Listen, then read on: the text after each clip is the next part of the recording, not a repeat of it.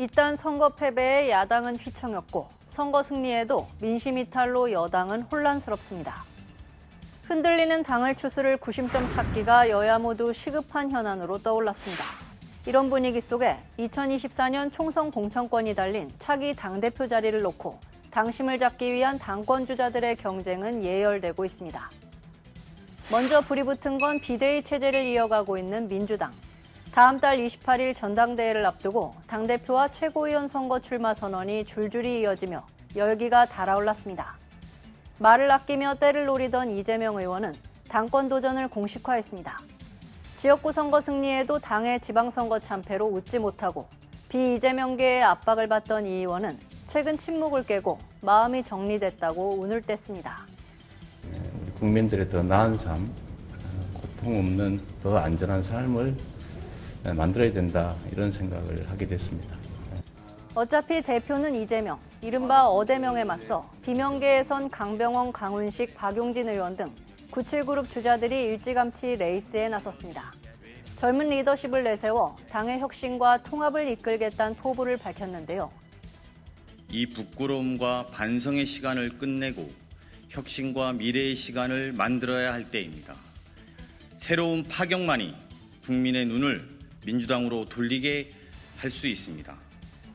동시에 이 의원을 향해선 명분 없는 출마, 사법 리스크를 막기 위한 방탄용 등 견제구를 쏟아내고 있습니다.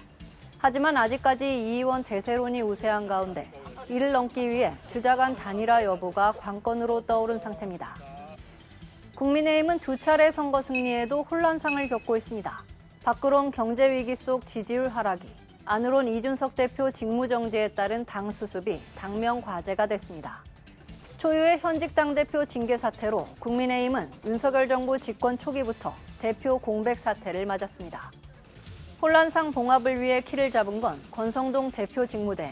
이 대표에 대한 당원권 6개월 정지 징계를 놓고 사고로 볼 것이냐, 거리로 볼 것이냐 의견이 분분했는데요. 권 대행은 소속 의원들의 의견을 수렴한 뒤 사고로 정리하고 직무대행 체제에 시동을 걸었습니다. 당원권 정지는 당 대표의 골위가 아닌 사고라고 보는 것이 타당하다라고 전당대회를 할 방법이 당원 당규상에 없다는 말씀을 드립니다. 그러나 6개월간 당대표 자리를 공석으로 비워둔 채 거대 야당에 대응하는 건 무리란 시각과 함께 당내 일각에선 조기 전당대회를 주장하는 목소리가 여전합니다. 차기 당권 주자들은 물밑 세결집에 들어갔습니다. 애둘러 이 대표의 자진 사퇴를 압박하는 동시에 공부 모임을 띄우며 구심점 역할을 부각시키고 있습니다. 앞서 경제를 기치로 열린 안철수, 김기현 의원의 첫 모임에는 의원총회를 방불케 할 만큼 수십 명의 의원이 몰려 이목을 끌었습니다.